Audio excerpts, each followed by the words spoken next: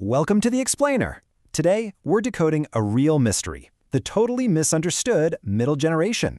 We're going to take a close look at the deeply fascinating, yet rarely discussed, psychology of Generation X. Okay, let's dive into this. Just think about the paradox for a second. On one hand, we are constantly analyzing boomers, millennials, and now Gen Z, right? Like there's some fascinating new species.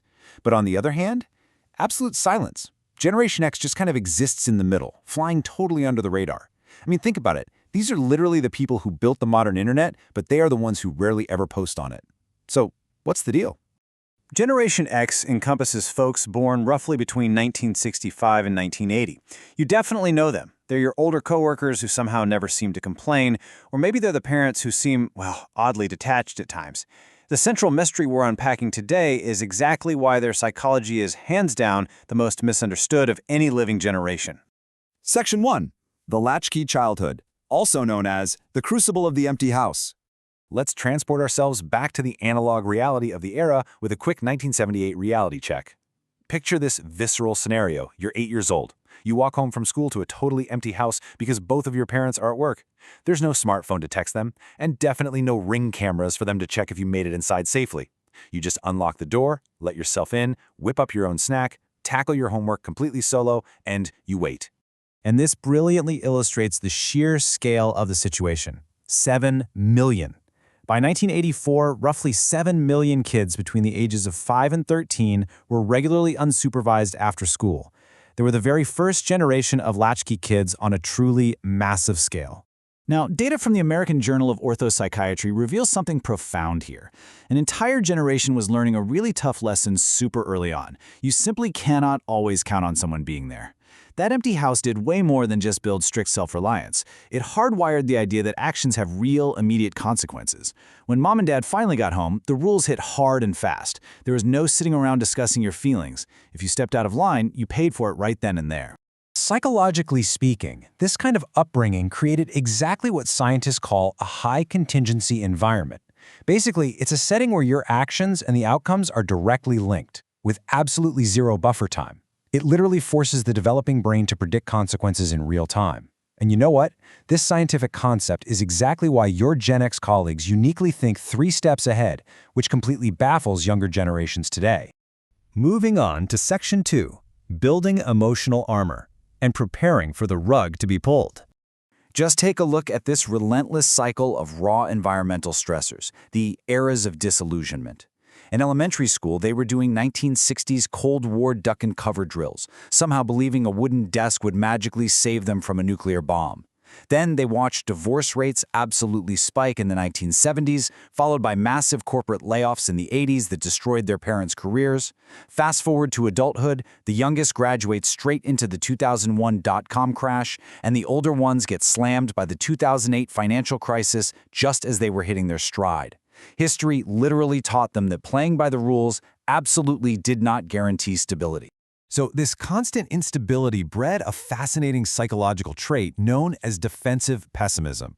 It's a cognitive strategy where you deliberately set your expectations low to prep yourself for a potential disaster. Now, younger generations often look at this and just see sheer cynicism. But actually, scratch that. For Gen X, it's not negativity at all. It's realistic emotional armor. They'll cross their fingers for a win, but deep down, they fully expect the rug to get pulled out because, well, that's what kept happening to them. And that defensive posture brings us to a really crucial concept: privacy as survival.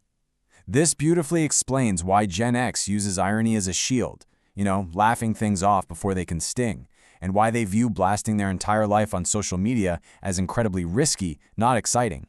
Think about it. When they messed up as kids in the analog world, maybe a handful of people in a parking lot knew about it, and that was that. Today, broadcasting everything to strangers, that feels dangerous to them. They learned early on that the fewer people who know your business, the safer you are. All right, Section 3, Navigating the Workplace and the Paradox of Independence. To really grasp their modern work ethic, we have to look at these raw introductions to the adult world. Way before they were even teenagers, they were out there doing 5 a.m. paper routes, genuinely responsible for getting the news to an entire neighborhood. They were bagging groceries, working fast food registers, and literally having to calculate exact change in their heads when those archaic cash registers inevitably broke. These weren't just cute little resume builders. These early jobs forged an intense, undeniable ability to handle actual adult responsibilities at like 12 years old. And this leads right into a really fascinating paradox when it comes to loyalty. On one hand, blind company loyalty is pretty much rejected. Why? Because they watch their parents give everything to a company only to be completely gutted by corporate restructuring. But on the other hand, competence loyalty is fiercely embraced. They know they can't control if layoffs happen, but they can control making sure they're the most valuable person in the room. So you get this wild dynamic. Gen X is simultaneously the most fiercely independent generation, yet quietly, intensely collaborative when someone genuinely needs a hand. They won't post a selfie about it, but they will absolutely show up. Now we have to talk about a key part of their workplace psychology: their relationship with authority. Through the Watergate scandal, the Iran-Contra affair, and the tragically fumbled AIDS crisis, this generation experienced a profound loss of institutional trust. Watching incompetent authority figures make terrible, highly public decisions throughout their entire childhood fundamentally shifted their worldview. As a result, they respect actual, proven skill over fancy job titles. If you earn your spot through sheer competence, they'll follow you into battle. If you're just coasting on a title, yeah, they have zero patience for that. Section 4. The cost of self-reliance, or when independence becomes anxiety. There's some really compelling research in the Journal of Adult Development showing that Gen Xers report significantly lower levels of seeking social support when they're stressed out, like way lower. And while they are incredible at handling a crisis solo, that capability stems from a deeply ingrained unwillingness to depend on anyone else.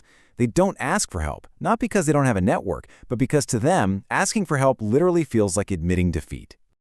Now, what's really interesting here is the stark contrast in the very nature of how we get information.